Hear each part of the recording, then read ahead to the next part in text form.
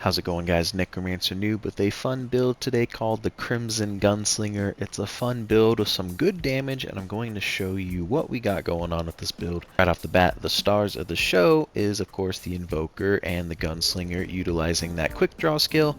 It's gotten an extra charge a while back and some respectable buffs, and the key thing here is all shots from quick draw count as critical, so we want to utilize that. So when I say I'm utilizing the crits from quick draw, what do I mean? So in this build I'm going to show you what amulet I'm using and what other ones I think can be great alternatives.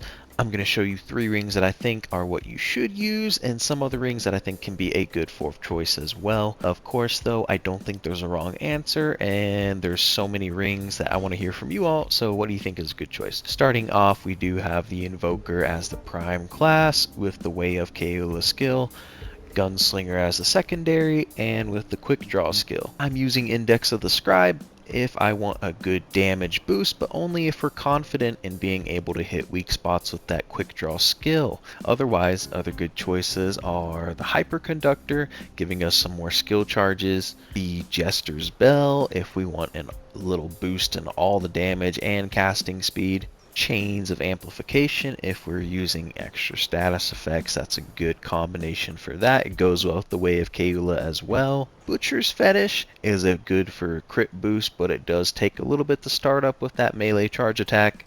And the Abrasive Whetstone, when attacking a bleeding enemy, critical chance is increased by 15% and critical damage is increased by 15%. Now for the rings, I said there were 3 I feel are mandatory, and I'm using the Crimson Dreamstone for that easy skill damage boost with the quick draw skill, Probability Cord increasing the crit damage by 20%, both of those are just going to make the quick draw much stronger, and the Shade Stone increasing that skill damage for both the quick draw and the Way of Keula. Now for the 4th ring, it is a toss-up. I'm using the Ahane Crystal because I got a little bit of elemental and status effect damage going on. That's going to be a nice boost, but for other choices, Crimson Dreamstone is going to go really well with that quick draw. It's just going to make it very easy to get skill cooldowns. Xania's Malice is good if you are confident in hitting those weak spots as well. Like I said though, this is just my opinion. Let me know what you want to use for that 4th slot. Now for weapons, it really is personal opinion. I'm going to be using the Monolith with Searing Wounds for exposed and fire damage, Hunter Spear with the Stormbringer for that corrosion and just, it's a good melee weapon, Corrupted Nebula for twisting wounds, for bleed, and just because I like the weapon. Like I said, if you want to use weapons, mods, and mutators focused on crit damage, crit chance, staying alive, like heals or anything like that, be my guest. I don't think there's a wrong way to use this. The armor, I'm just mixing and matching for a little red gunslinger thing we got going on.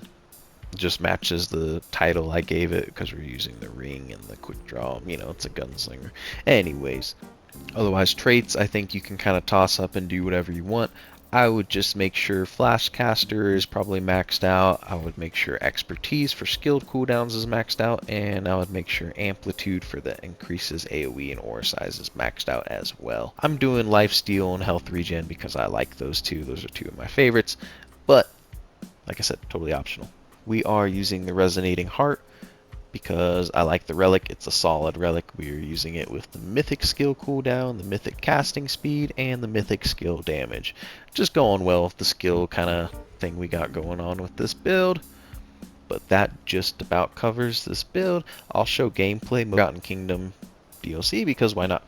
If you like this build, leave a like, consider subscribing for more builds, and leave a comment about anything. I really try to reply to every single one of you.